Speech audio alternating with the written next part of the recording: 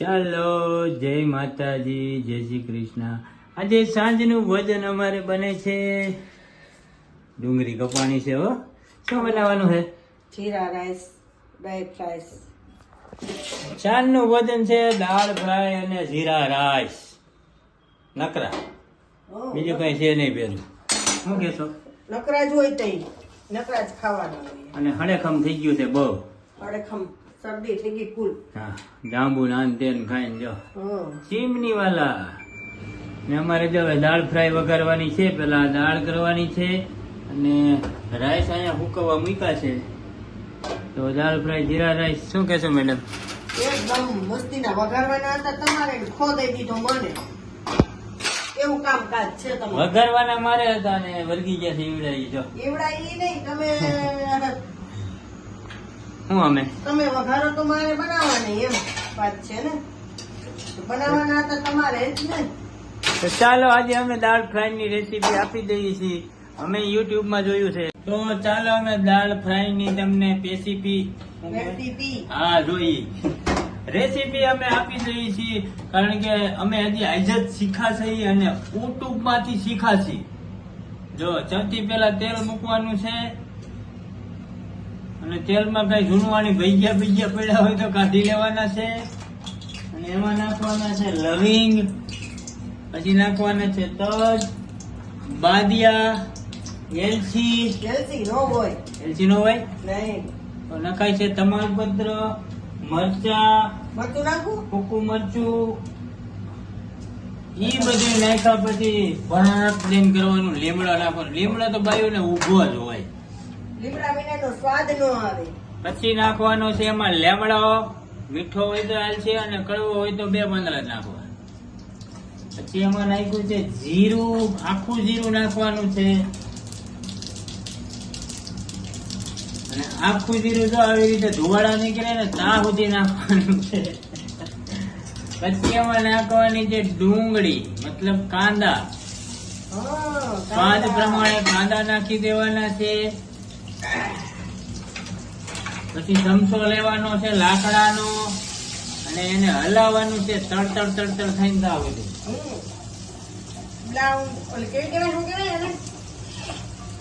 Brown જેટલી થાય ને ડુંગળી બ્રાઉન ત્યાં સુધી એને હલાવવાની છે।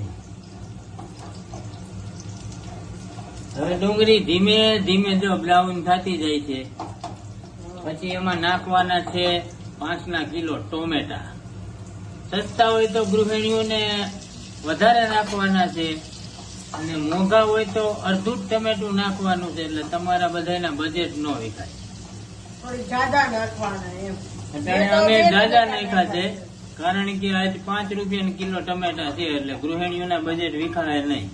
10 કિલો છે, એટલે જો આવી રીતે ટમેટું છે ને પાછું હળવા દેવાનું। ટમેટું સડી જાય ને પછી એમાં દુવાળ નાખવાની છે। દાળ જો અમે પહેલેથી બાફી લીધી છે અને દાળ છે અમારે આખા ભાંગી। બ્લેન્ડર નહીં મારવાનું, બ્લેન્ડર નહીં મારવાનું, બ્લેન્ડર મારો તો દાળ ચીકણી થઈ જાય, તો કઢી જેવું થઈ જાય, તો દાળ ફ્રાય ન કહેવાય, દાળ કઢી કહેવાય। તો મિત્રો થોડોક એવો ડખો થઈ ગયો છે, કારણ કે દાળ ફ્રાય બનતી હોય એમાં રાઈ કેવી રીતે હોય તમે જ કહો। ગમે ત્યાં મસાલિયું ખુલે ને એટલે બાયું ને કદાચ સૂકા રીંગણાનું શાક હોય ને તો એ દાળ ફ્રાય ગમે ઈ બનાવો ને રાઈ નો ગોઠો તો ભેરો ભેગો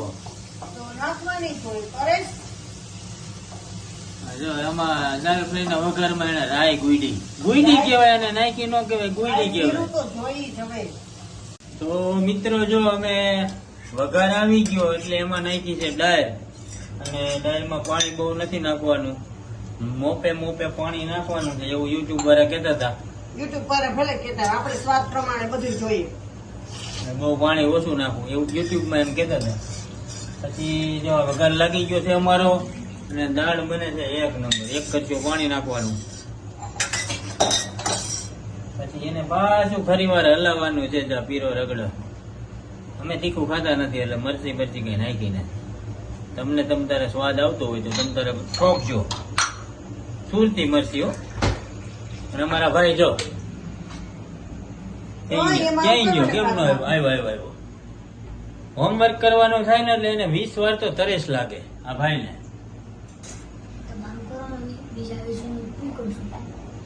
કલાક થાય બીજા વિષયનું પૂછ્યું એને.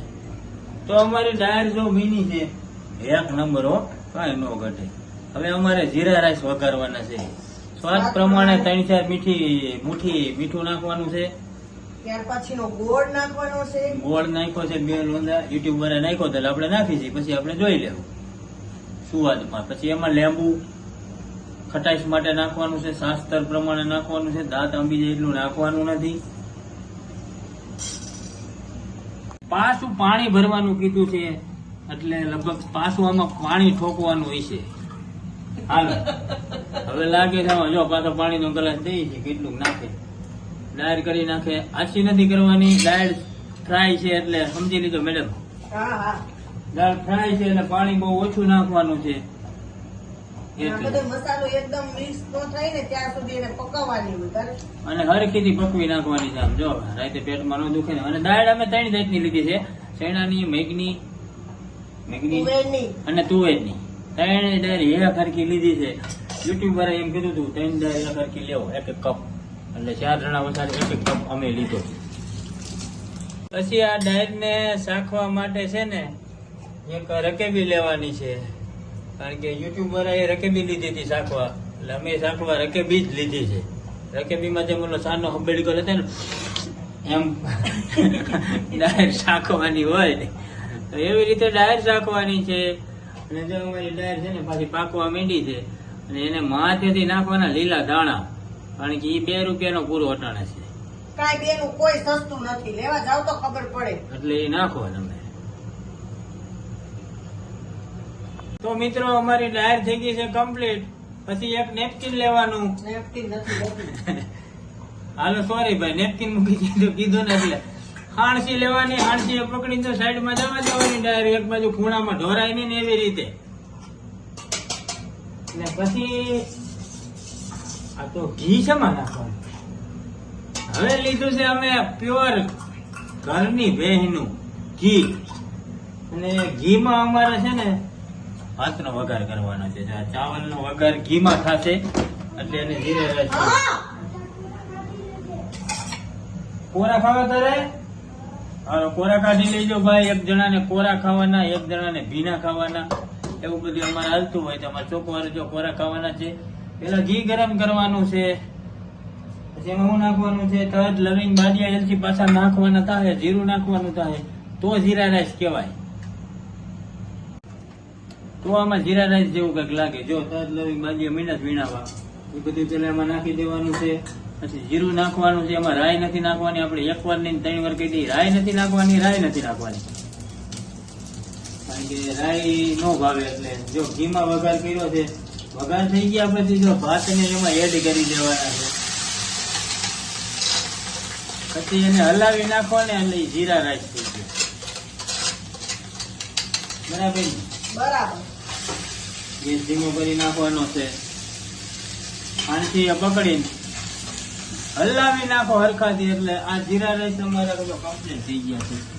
આગળ પાછળ બધી જીરું મીઠું દેખાવા, કારણ કે જીરું દેખાય ને એટલે જીરા રાઈસ કહેવાય.